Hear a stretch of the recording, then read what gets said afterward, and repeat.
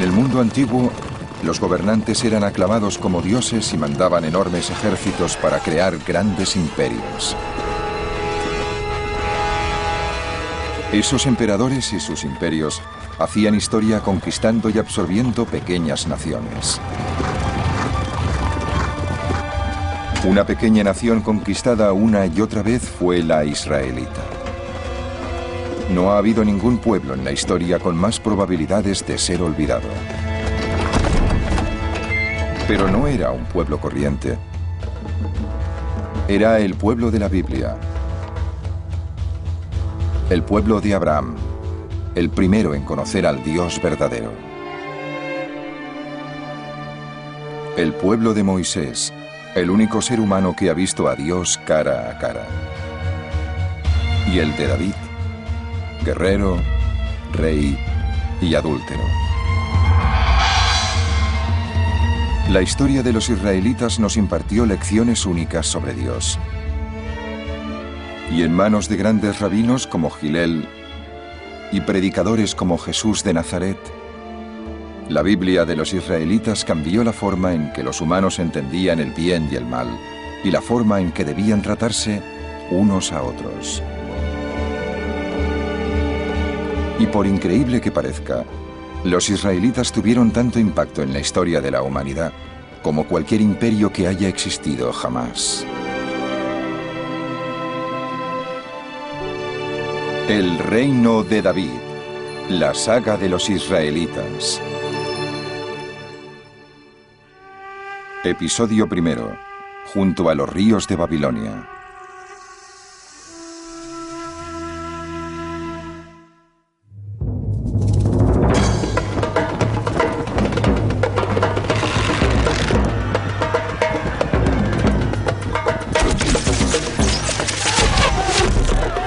En el año 589 a.C., el pueblo de Judá, el último de los israelitas, se rebeló contra el rey babilonio Nabucodonosor. Este respondió ordenando a sus tropas que arrasaran Jerusalén y destruyeran la posesión más preciada de la gente de Judá, el Templo de Salomón. Luego, Nabucodonosor ordenó que el rey de Judea viera cómo mataban a sus hijos ante sus propios ojos, en prueba de que su dinastía había llegado a su fin.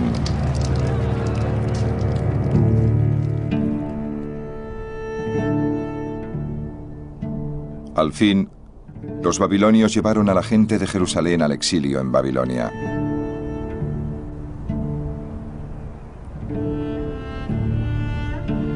Durante el viaje de 10.000 kilómetros que separaba su diminuto país de Babilonia, el futuro de los hijos de Judea parecía muy oscuro. Solo unas cuantas generaciones antes, las tribus israelitas del norte habían marchado al exilio y desaparecido para siempre.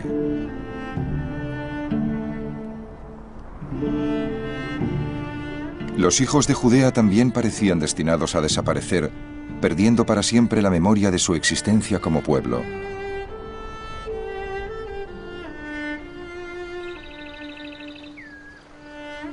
Su desánimo se captó en un poema del libro de los Salmos.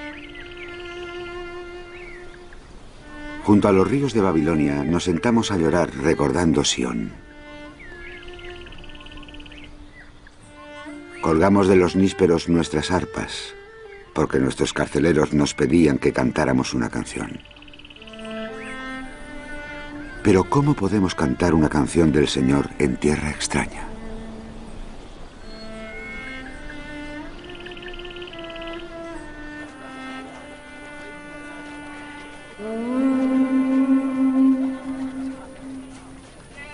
A pesar de su desesperación y de las pocas probabilidades a su favor, los judíos decidieron luchar para sobrevivir como pueblo.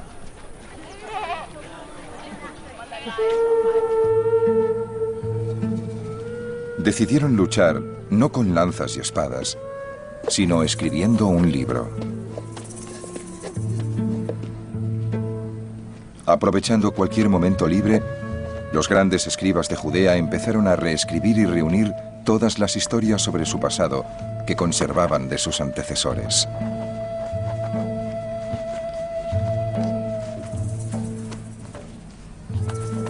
El texto que compilaron fue la primera edición del libro con mayor influencia en la historia de la humanidad, la Biblia hebrea. La Biblia fue el primer libro.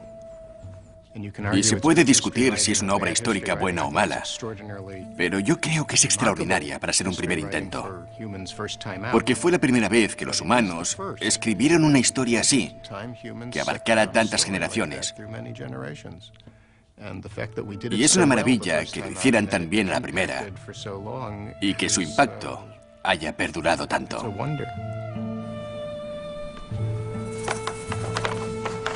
Los escribas se entregaron a lo que consideraban una misión sagrada: revivir las lecciones de la historia para sus compañeros de exilio, para que entendieran por qué estaban en Babilonia y cómo podían volver a Jerusalén.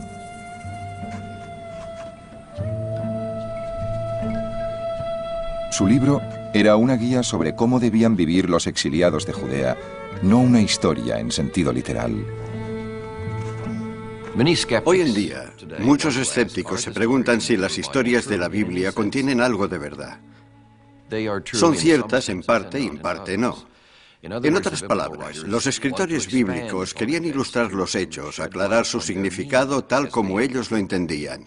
La gente actual decimos, un momento, queremos saber lo que pasó en realidad.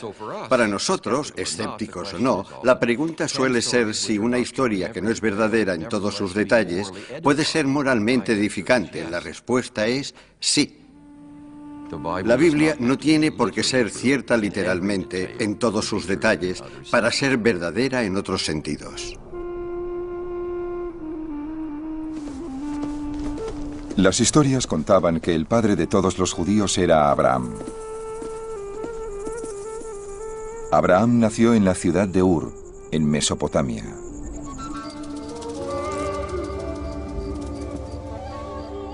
Según el libro judío de la tradición y la ley, el Talmud, la gente del país de Abraham adoraba el cielo, y cada ciudad adoraba un cuerpo celeste distinto.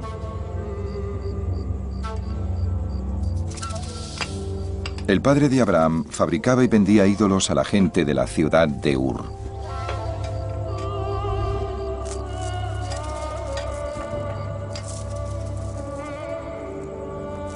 Pero Abraham no podía aceptar las ideas religiosas de su padre. Hay una leyenda muy famosa que dice que cuando Abraham era un muchacho, su padre, Terah, tenía una tienda que estaba llena de ídolos. Un día le dijo a su hijo, vigílame la tienda un momento, voy a salir. Cuando volvió, se encontró con que todos los ídolos de la tienda estaban rotos, menos el más grande, que tenía un bastón de madera en las manos. El padre dijo a Abraham, ¿qué ha pasado? Te dejé a cargo de la tienda, ¿qué ha pasado? Abraham dijo, no te enfades conmigo. Este Dios más grande ha destruido a todos los demás. Su padre dijo, ¿te has vuelto loco? Si son de madera y piedra. Y Abraham dijo, ajá, precisamente, solo son madera y piedra. Y esta historia viene a decirnos que fue Abraham el primero en descubrir que había un solo Dios en el universo, que Dios creó el cielo y la tierra y no al revés. Según las historias, cuando Abraham empezó a decir que creía en un solo Dios que regía el universo, ese Dios le dio una misión. Y el Señor dijo a Abraham, dejarás tu país, tu familia y la casa de tu padre, y te irás a un país que yo te mostraré, y lo convertiré en una gran nación. Bendeciré a los que te bendigan, y maldeciré a los que te maldigan. Y todas las familias de la tierra serán bendecidas a través de ti. La historia dice que Dios guió a Abraham hasta una tierra cercana a Egipto llamada Caná. En Caná, Dios probó a Abraham y Abraham intentó aprender de Dios. En su encuentro más perturbador, Dios pidió a Abraham que le sacrificara a su hijo. Abraham, Abraham, dijo Dios, toma a tu hijo, tu único hijo, tu amado Isaac, y ofrécemelo en sacrificio en la cima de una montaña que te señalaré.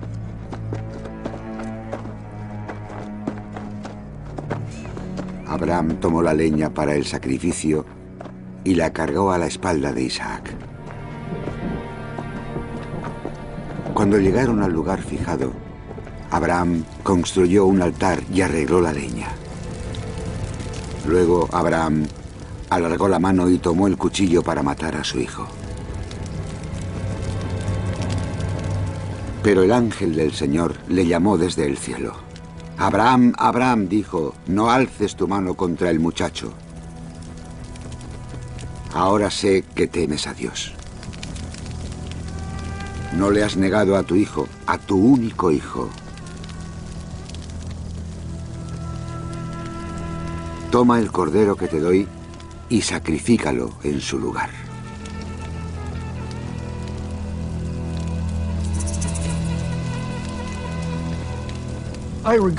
Yo lo veo como un pulso, a ver quién puede más. En el último momento, cuando Abraham ya tiene el cuchillo en la mano y está dispuesto a hacer el sacrificio, ¿quién se echa atrás? Dios o su ángel dice, vale, me doy por satisfecho, no lo hagas. ¿Lo habría hecho Abraham? Nadie lo dice. Tal vez ponía a prueba a la deidad, igual que la deidad, según cuenta la historia, ponía a prueba a Abraham.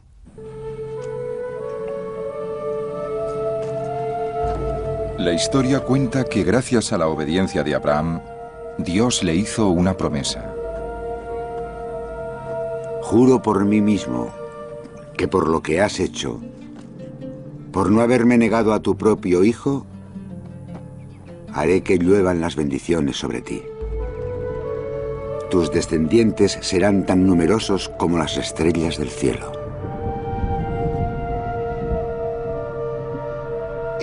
Abraham es, digamos, una figura mítica. Si existió históricamente o no, es casi irrelevante para lo que representa, que es el rechazo de la idolatría y la idea de convertirnos en un pueblo que adora a un solo Dios. En el imaginario judío,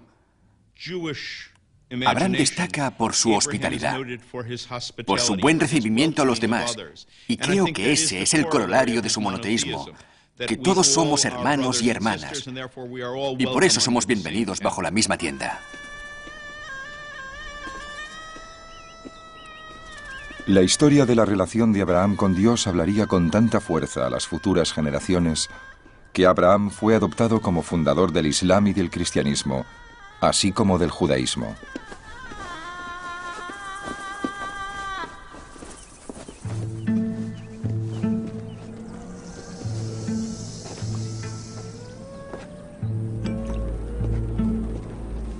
Pero para los escribas exiliados en Babilonia, escribir sobre sus antepasados no era suficiente.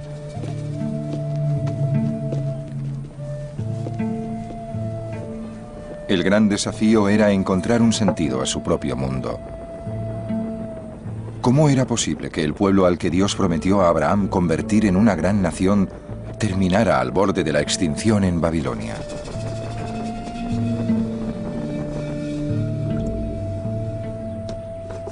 Uno de los problemas del monoteísmo es que no tienes a nadie a quien culpar cuando tienes problemas.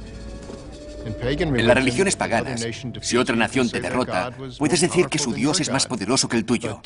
Pero en el caso del monoteísmo, si estás sufriendo, es porque algo malo habrás hecho.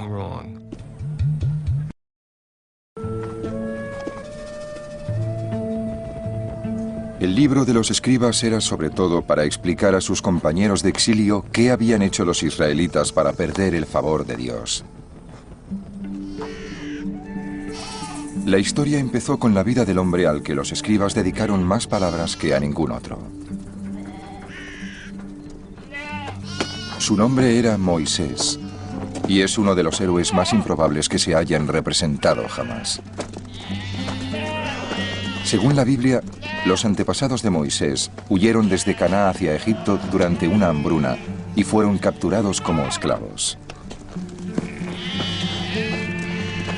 Luego, Moisés tuvo que huir de Egipto después de matar a un egipcio que estaba maltratando a un esclavo israelita. En el desierto se casó con una mujer nómada y se ocupó de cuidar de las ovejas de su suegro.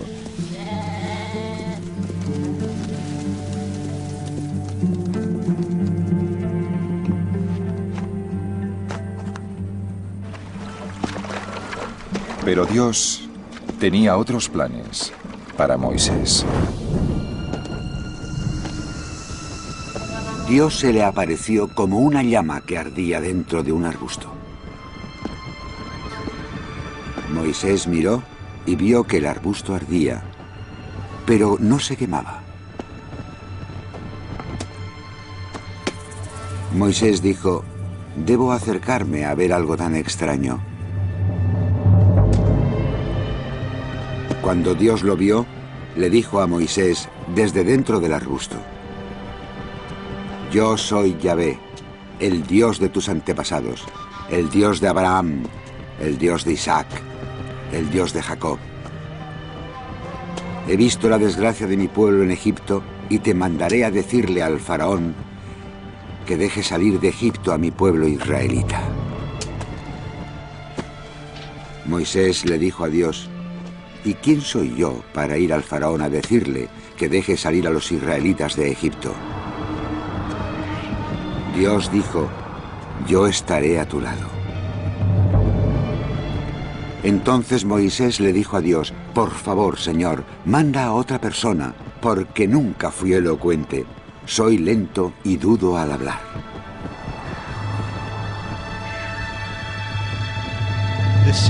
El sentido que sacamos de la Biblia es que Moisés se siente abrumado, humilde y asustado. Se asusta porque comprende que encontrarse con Dios no es solo una experiencia emocionante, sino que también exige mucho de la persona que se encuentra con Dios. Y Moisés sabe que desde ese momento su vida ya no será la misma. Y como acaba de alcanzar una vida estable, se nota que siente que es un momento muy emocionante para él, como lo sería para cualquier ser humano, pero que al mismo tiempo quisiera huir. De mala gana, Moisés vuelve a Egipto. Allí, siguiendo órdenes de Dios, inflige 10 plagas a los egipcios. Durante la 10ª plaga, que fue el origen de la Pascua, Moisés dijo a los israelitas que marcaran con sangre los quicios de sus puertas, para que el ángel de la muerte pasara de largo cuando matara a los primogénitos de todas las familias egipcias.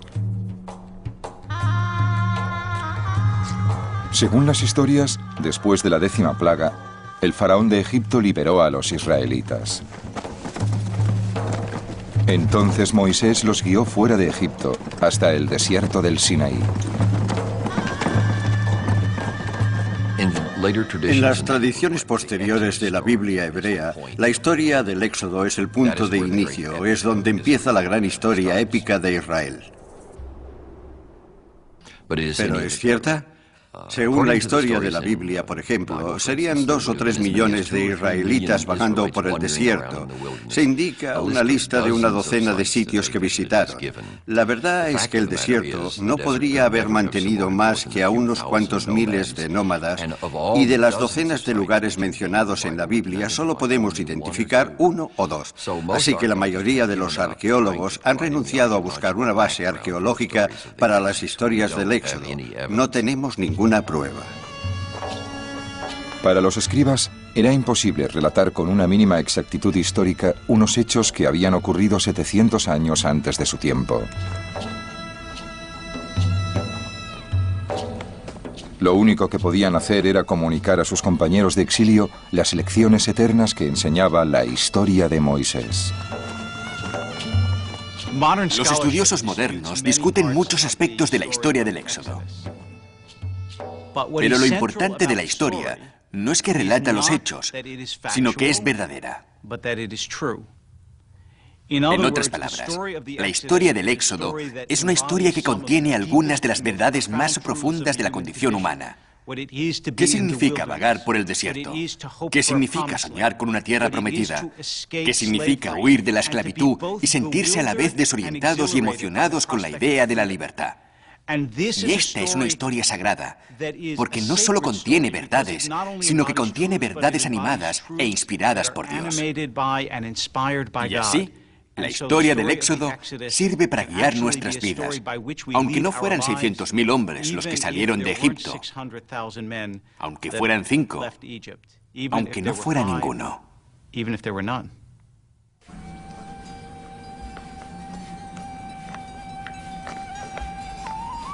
Para los escritores de la Biblia, las verdades más importantes se encontraban en la historia de cómo Dios entregó a Moisés las leyes que su pueblo debía observar para siempre.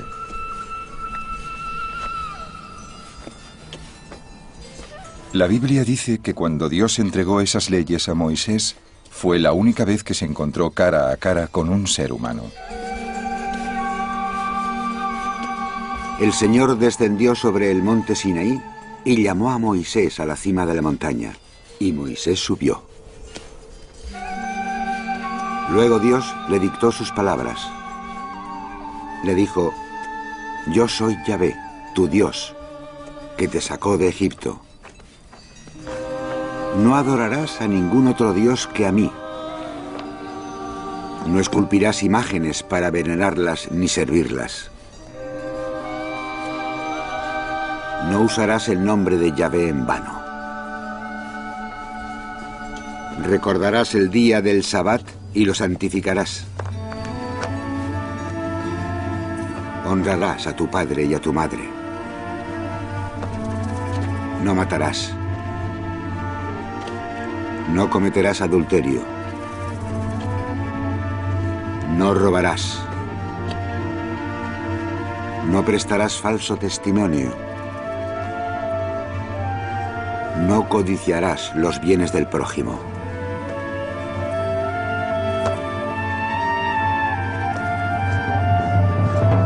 Cuando Moisés bajó del monte Sinaí, la piel de su cara estaba radiante, porque había estado hablando con Dios.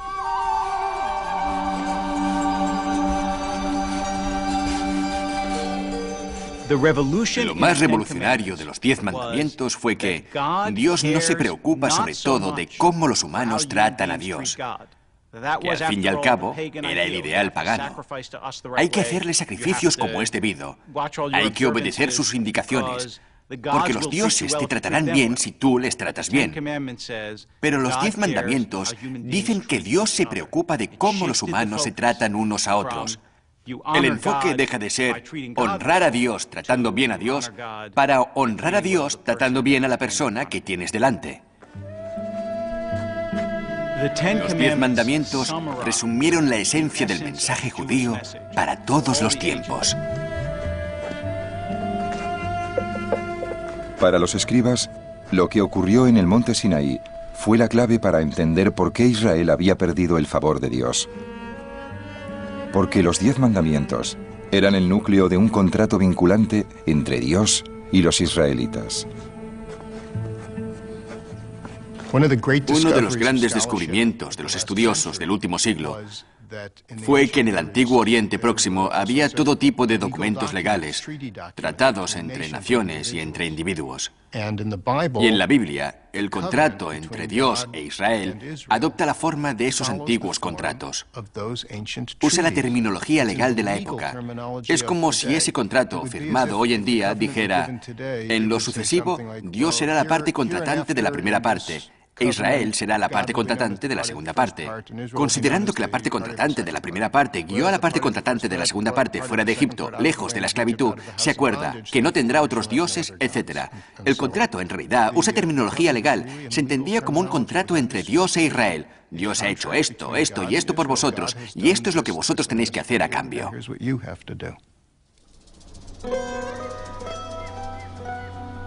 Después del Sinaí, el resto de las historias de los israelitas serían, en esencia, análisis sobre si habían cumplido o no los mandamientos de Dios.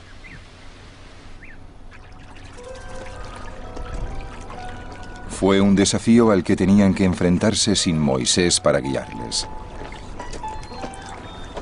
Porque según las historias, después de conducir a su pueblo por el desierto hasta la tierra prometida de Caná, Dios prohibió al propio Moisés que entrara.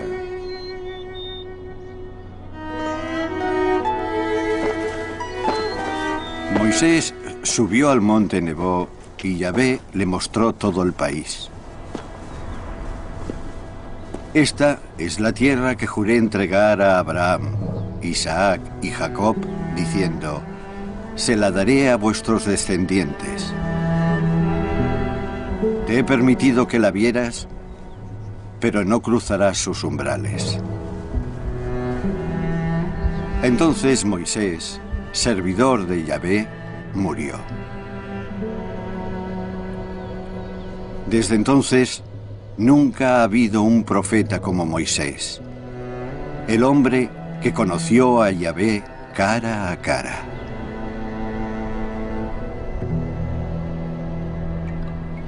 Tenemos a un hombre que, para empezar, no quería ser profeta. Fue Dios quien le obligó. Todo con la idea de llegar a la tierra prometida y luego, a las mismas puertas de la tierra prometida, le dice que no puede entrar y que debe morir. El dolor de ese momento es casi insoportable.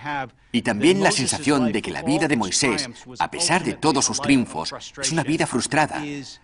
Lo único que hace que el lector pueda seguir es que la Biblia termina diciendo que Moisés vio a Dios cara a cara.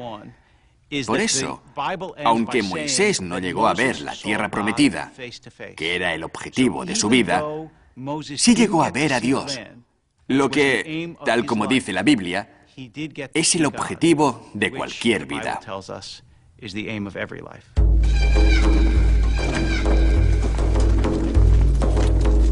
Las historias dicen que a la muerte de Moisés, los israelitas invadieron la tierra de Canaán. Dios hizo caer los muros de Jericó ante ellos y barrieron a los cananeos de su tierra tras una serie de grandes victorias militares. Pero según las pruebas históricas, los israelitas no invadieron Canaán, sino que eran cananeos también. ¿Por qué los arqueólogos de hoy en día discuten que los primeros israelitas no eran recién llegados a Canaán, sino indígenas? ¿Cómo podemos saberlo? Lo sabemos por su vajilla, que sigue la tradición de finales de la Edad de Bronce en Canaán. En esos asentamientos del siglo XII no encontramos nada nuevo que podamos identificar como israelitas. Fabrican vajillas del mismo estilo que la gente de esa zona llevaba siglos fabricando. También sabemos que los pasajes más antiguos de la Biblia de los hebreos describen la religión israelita de forma muy parecida a la religión cananea. Así que la continuidad entre la cultura cananea de finales de la Edad de Bronce y la llamada cultura israelita de la Edad de Hierro es muy estrecha. Las pruebas históricas sugieren que los israelitas provenían de las capas más bajas de la sociedad cananea. Esclavos, pastores, nómadas, que en una época especialmente dura marcharon para empezar una nueva vida en las montañas de Canaán. Se convirtieron en pueblo no combatiendo, sino contando historias. Uno de los misterios a los que nos enfrentamos es explicar cómo un pueblo se convierte en pueblo, cómo se forma la identidad étnica y cultural. Si los primeros israelitas eran un puñado de pastores, nómadas, campesinos y bandidos, ¿cómo se reunieron en esa zona y formaron una identidad tan fuerte? Una de las cosas que hemos aprendido en los últimos años es que la identidad cultural es en gran parte una ficción cultural. Así es como los israelitas crearon su identidad, contando sus historias.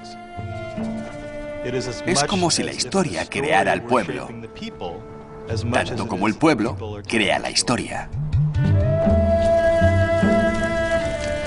Las historias que contaban los israelitas eran muy adecuadas para inspirar y guiar a una nueva comunidad, porque contenían una riqueza de detalles increíbles sobre las vidas y las relaciones entre seres humanos.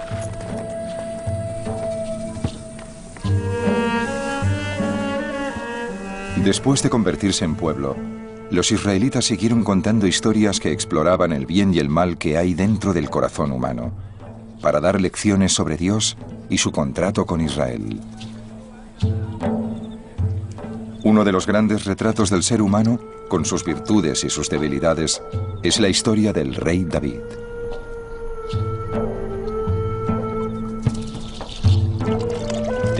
La de David es una historia humana, realmente palpitante de realismo. No es solo la historia de un héroe, es la historia de una familia desestructurada y de un hombre lleno de defectos, pero que no podía resultar indiferente. Y eso inspiró a un genio literario temprano, tal vez el primer genio literario de la historia, para poner la vida de este hombre sobre el papel, o digamos que sobre el pergamino.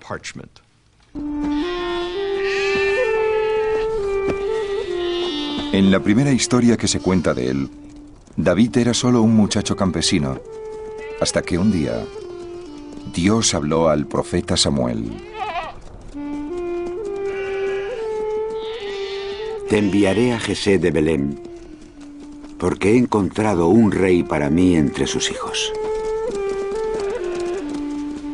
Samuel se dirigió a casa de Jesé a buscar al futuro rey. Samuel vio al hijo mayor de Jesé, pero Yahvé le dijo a Samuel: no te fijes en su aspecto ni en su altura, porque yo le he rechazado. Yo no miro como los humanos. Ellos ven las apariencias, pero yo veo el corazón. Dios dijo a Samuel que rechazara a 7 de los hijos de Jesé, uno a uno. Luego Samuel preguntó: ¿no tienes ningún otro hijo? Jesé contestó: solo queda el más pequeño, que está cuidando el rebaño. Dios dijo: levántate y úngelo. Él es el elegido.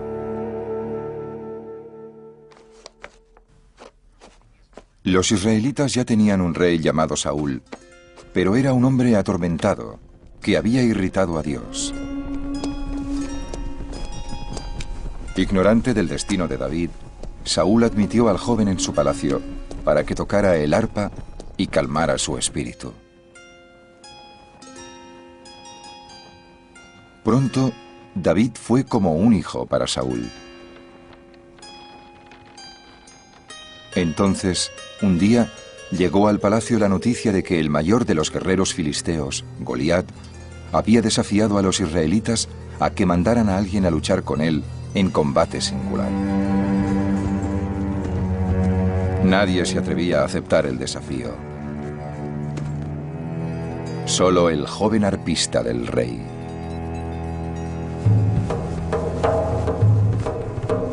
Con la honda en la mano, David fue a luchar contra Goliat. El filisteo vio a David y se burló de él, porque David no era más que un muchacho. El filisteo le dijo: ven aquí, daré tu carne a los pájaros del cielo y a las bestias del campo. Pero David contestó: tú vienes a mí con espada y lanza, pero yo lucharé contra ti en nombre de Dios, mi Señor.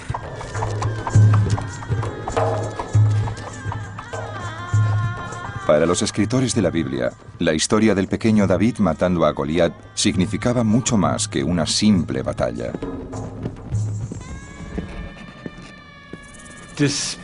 A pesar de las fantasías que tenían de ser un pueblo poderoso y más numerosos que las estrellas del cielo y todo eso, sabían que eran un pueblo pequeño y que había vastos imperios al sur y al este que podían conquistarlos en cualquier momento.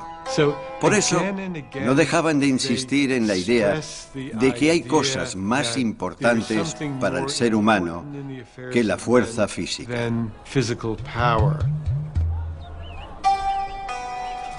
Cuando David mató a Goliat, su fama se extendió por Israel. El amor del rey Saúl se convirtió en celos, e intentó matar a David una y otra vez. David huyó de la corte de Saúl y se convirtió en un bandido. Una noche, desde su escondite, David vio a Saúl y su ejército. Para los hombres de David, era la ocasión perfecta para salvar su vida y convertirle en rey. En medio de la noche, David y uno de sus hombres se abrieron camino hacia el campo enemigo y encontraron a Saúl dormido en su campamento. Entonces el hombre dijo a David: «Déjame que lo clave en el suelo con su propia lanza». David contestó: «No le mates. Nos llevaremos la lanza que hay junto a su cabeza y su jarra de agua y nos marcharemos».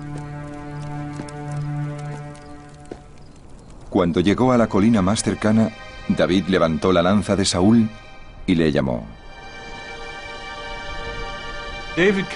David sale y le lanza un discurso a Saúl diciendo que no le desean ningún mal.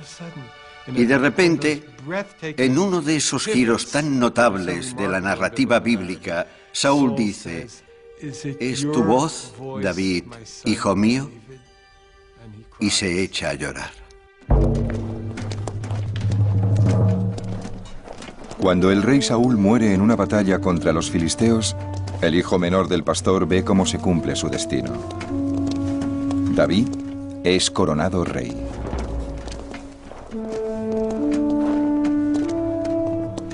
Pero usar su nuevo poder con prudencia resultó un desafío mucho mayor para David. Y las lecciones más importantes que nos imparte su historia vienen precisamente de sus fracasos. David no es un santo de altar, no es un hombre perfecto. Es un hombre gobernado por sus pasiones y ambiciones. Sobre todo por su pasión por las mujeres. Así que además de mostrar su lucha por el poder, la Biblia nos permite conocer detalles íntimos de su vida privada y sus aventuras con varias mujeres. La más famosa de todas fue su aventura amorosa con Betsabé. Un día, cuando estaba en la terraza de su palacio, David vio a una mujer bañándose en una terraza cercana. David hizo averiguaciones y le dijeron que la mujer se llamaba Betsabé. David mandó mensajeros a buscarla. Ella vino y él se acostó con ella. Cuando Betsabé le dijo que estaba embarazada, David hizo que mataran a su marido en una batalla.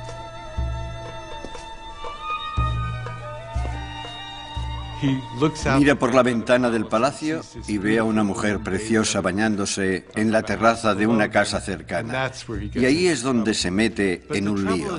Pero el lío no es el sexo. El lío lo causan sus torpes intentos por esconder el adulterio. Y cuando no lo consigue, se libra del marido asesinándolo. Después de eso, toda su vida se desmorona.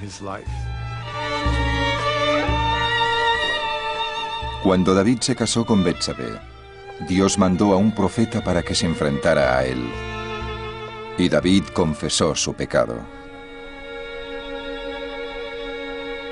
En el mundo antiguo, el rey es la ley. Y el momento clave de la historia de David y Betsabé es cuando David se levanta y dice: «Sí, he pecado y debo ser castigado». Entonces nos damos cuenta de que la revolución de Israel ha ganado. Porque David reconoce que Dios está por encima de todos los seres humanos y ningún ser humano, ni el rey, ni el guerrero, ni siquiera el profeta, está por encima de la ley.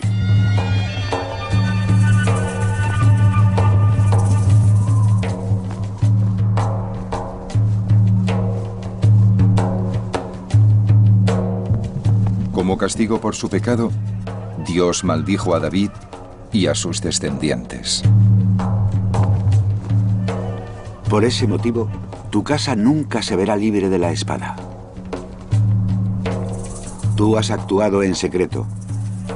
pero yo actuaré a la vista de todo Israel.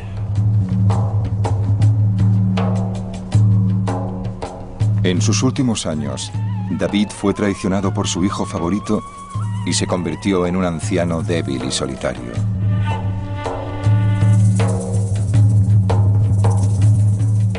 Para los escritores de la Biblia, la violación de los mandamientos por parte de David y la maldición de Dios sobre su casa ayudaban a explicar los desastres que sufriría Israel en los años posteriores a David.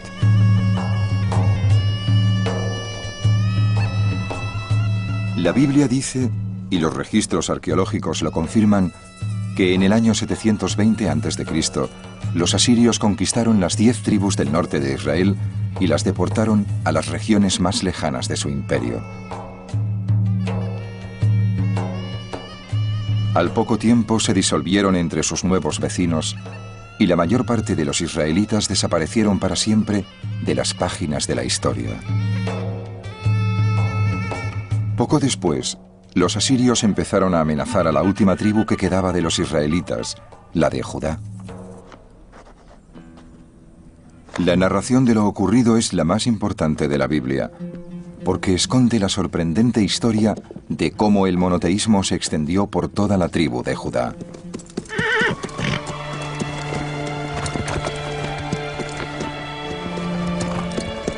En el año 640 a.C., la tierra de Judea estaba gobernada por el rey Josué. Josué tenía un miedo atroz a que su pueblo no estuviera preparado para enfrentarse a la amenaza no solo de Asiria, sino también de Egipto y Babilonia. La mayor parte del pueblo de Judea era gente rural, a quienes les importaba poco Jerusalén y su rey. Tampoco sabían gran cosa del contrato de Israel con el Dios único. En realidad, parece ser que la mayoría del pueblo de Judea adoraba a una diosa llamada Ashera y que creía era la esposa del Dios de Israel. Una lectura superficial de la Biblia hebrea hace suponer que todos los primeros israelitas eran monoteístas. Pero hoy en día, muchos arqueólogos y estudiosos de la Biblia creen que el monoteísmo fue una evolución mucho más tardía y tal vez no llegó a imponerse hasta la caída de Jerusalén a principios del siglo VI a.C. Así que los primeros israelitas eran casi todos politeístas. Tal vez adoraban al nuevo Dios, Yahvé, pero junto a él adoraban a Alé, la antigua deidad masculina del panteón cananeo, y sobre todo adoraban a Ashera, la diosa madre, y a Se, que a muchos les parecerá difícil aceptar, pero Dios tenía una compañera.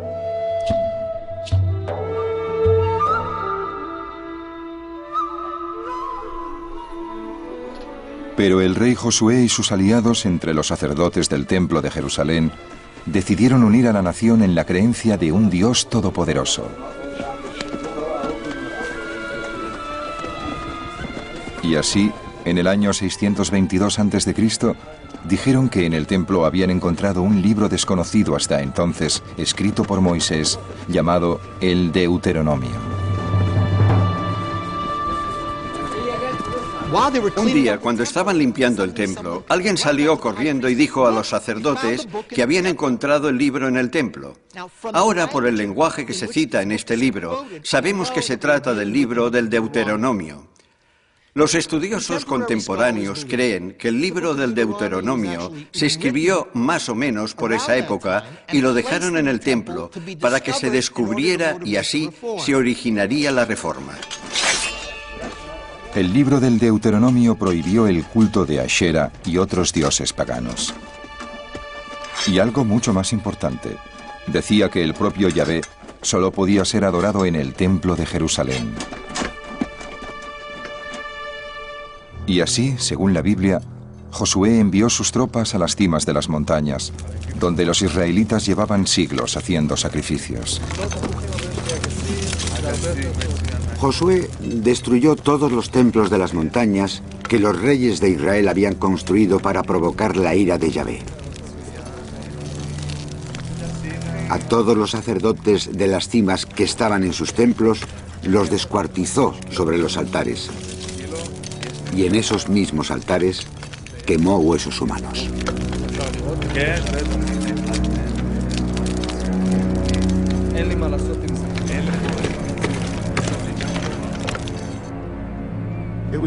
Fue una de las grandes revoluciones religiosas del antiguo Israel. Porque ahora no podías ir a cualquier sitio cuando querías sacrificar un animal. Solo podías hacerlo en un sitio. Fue el principio del monoteísmo en Israel. Los registros arqueológicos y el propio registro de la Biblia atestiguan que el monoteísmo no se impuso de la noche a la mañana. La gente no salió y dijo, vaya, sí que existe un solo Dios. Voy a tirar todas estas estatuas que tengo en casa, que pertenecieron a mi abuelo y a todos sus antepasados, y dejaré de adorar a los dioses que siempre he venerado. Era una idea increíblemente nueva para la gente. El Deuteronomio fue un logro increíble. Dio vida al monoteísmo en Judea, volviendo a narrar la historia de Moisés, centrándose sobre todo en enseñar cómo debían tratarse los humanos entre sí.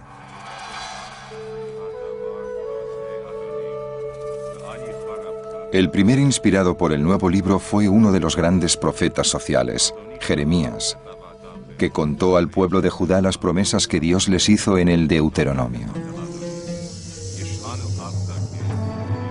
Si os tratáis los unos a los otros con justicia, si no robáis a forasteros, viudas y huérfanos, si no derramáis sangre inocente y no seguís a otros dioses, os dejaré permanecer en este lugar, en este país que entregué para siempre a vuestros ancestros. La Biblia nos exige que nos cuidemos unos a otros y que nos amemos unos a los otros. Y los profetas nos dicen que haciéndolo encontraremos a Dios. Los profetas sociales insisten muchísimo en que si tienes riquezas, debes compartirlas.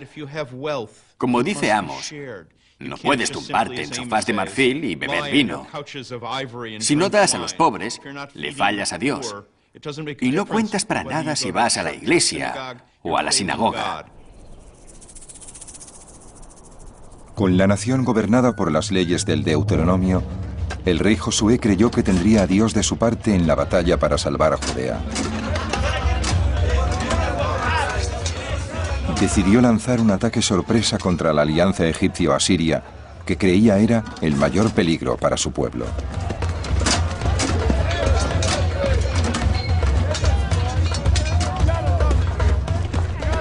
En el año 609 a.C., Josué y sus hombres pusieron una trampa al ejército egipcio.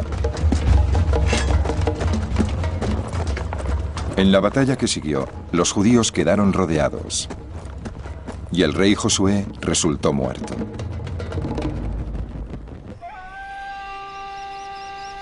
A la muerte de Josué, los reyes que le sucedieron restablecieron el culto de Ashera y de los demás dioses.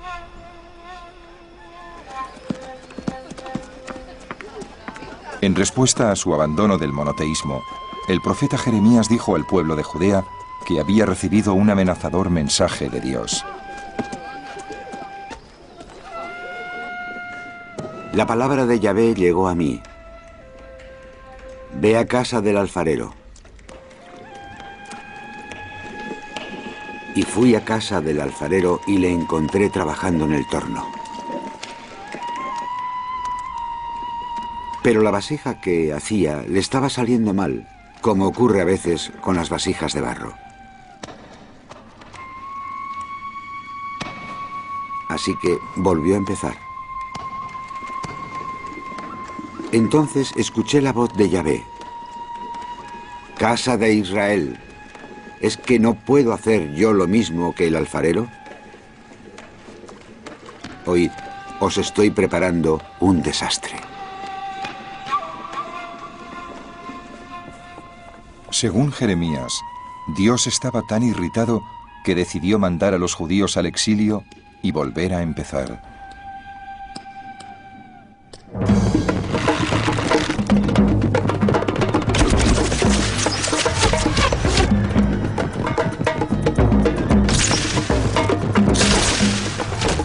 Nabucodonosor, rey de Babilonia, avanzó sobre Jerusalén. y robó todos los tesoros del templo de Yahvé y todos los tesoros del palacio. Luego envió a toda la gente de Jerusalén al exilio.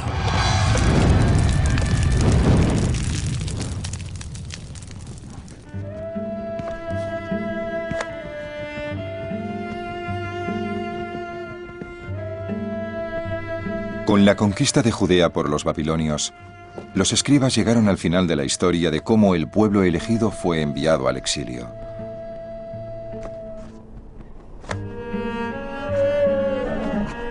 Pero incluso con esta nueva Biblia en su poder, los judíos parecían destinados a desaparecer, como todas las pequeñas naciones arrancadas de su patria. Porque en un mundo donde los imperios arrasaban cuanto hallaban a su paso, ¿cómo podía un libro de historias salvar a un pueblo de la extinción?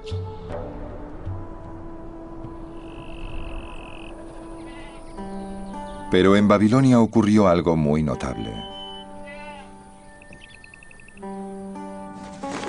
Cuando los exiliados judíos leyeron y estudiaron la Biblia, su visión sobre sí mismos se transformó.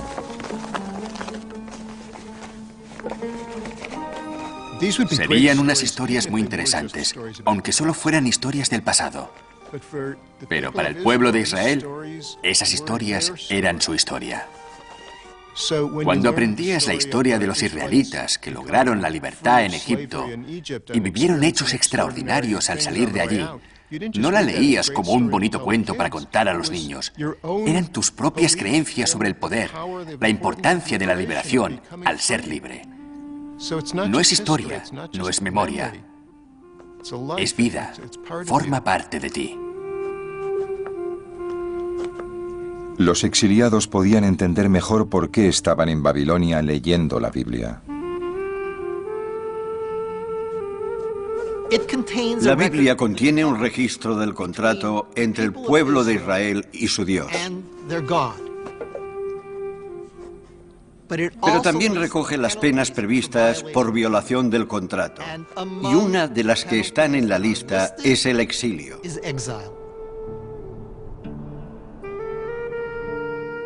Aquí tenemos un libro histórico que cuenta una historia religiosa. No es un auténtico libro histórico, es un vehículo para expresar una filosofía religiosa. Pero la filosofía religiosa es que Dios es justo y si te castiga es que existe un motivo. Las historias también contenían otro mensaje. Para los que aceptaban su culpa y cambiaban de actitud, había esperanza. Si regresas a tu Dios y obedeces su voz con toda tu alma y tu corazón, Él hará regresar a los cautivos. Aunque te hubieran exiliado en los límites del firmamento, Dios puede hacerte volver incluso desde allí.